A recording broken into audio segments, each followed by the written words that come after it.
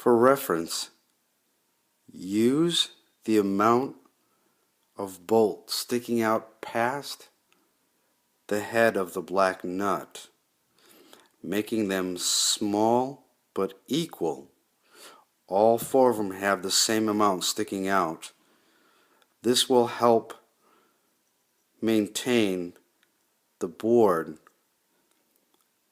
parallel to the black acrylic base plate. As the other boards, this board has no spacers. It's pressing the leads against the acrylic, therefore having the bolts on the outside make it possible to over tighten and break this board. So please do not over tighten these bolts. It may damage the circuit board. Place the white servo arm firmly on the top of the servo motor with the 3 screws supplied.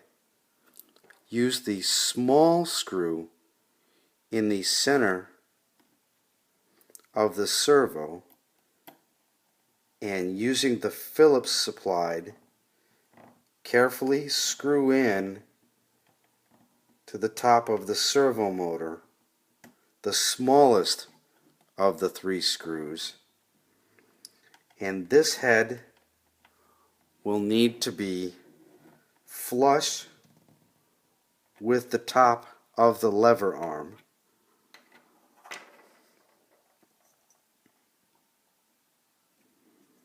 As this black acrylic sits on top of it, so it must clear.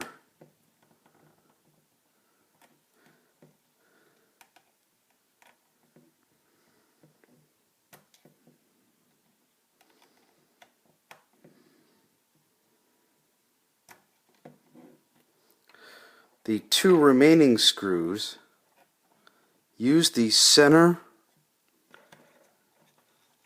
screw as a guide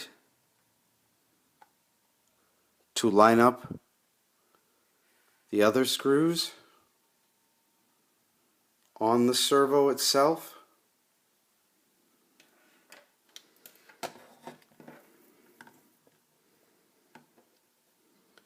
And install the remaining 2 screws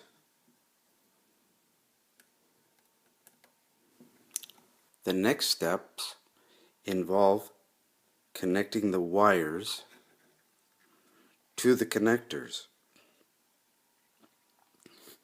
This one from the servo motor here gets placed on the circuit board here, with brown being the ground, the red being the 5 volts, and the orange-yellow color being the signal. So it gets installed that way. As we open up the parts bag with the jumper wires in it, we notice this shorter wire here is for our sensor module board here. And this gets plugged in, and then on our shield on the Arduino it's labeled infrared sensor. So this gets plugged in here. Next we have this black connector wire set that goes from our ultrasonic sensor, and note that these connectors, all of these white connectors, are keyed.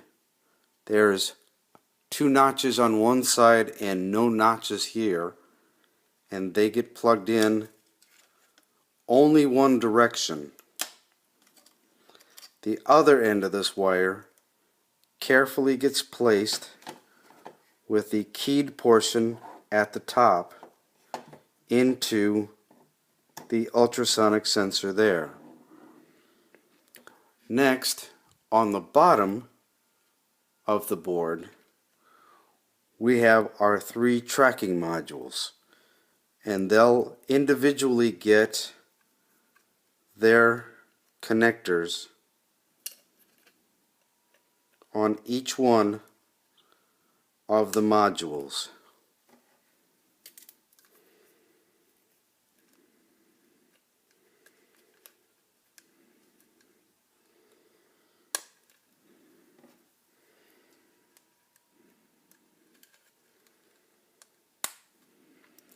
And then on these boards, they get passed up through the hole in the base plate.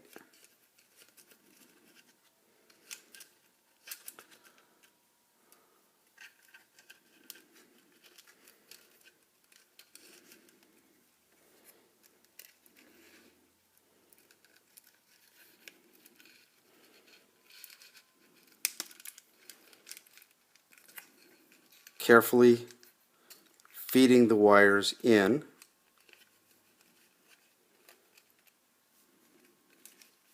to keep them organized and free from kinks and possible damage. Before we finish connecting the other ends of these wires, we are going to connect the motor wires in. Notice these are also keyed, and they get plugged in to their individual connectors.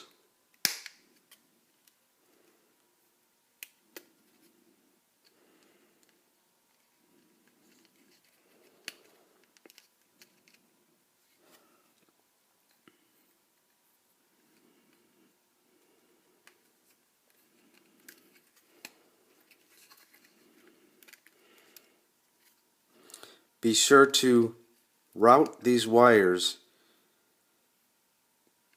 so they're not touching the hot heatsink, and also so they're not touching any moving parts, as these little white shafts are connected to the wheels on the outside. They'll be spinning on the inside, so try to arrange the wires so they won't be touching.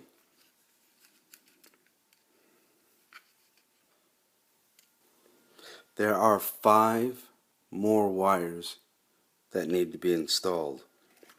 This black wire, I have already connected it to the shield. It will pass through and get plugged into here.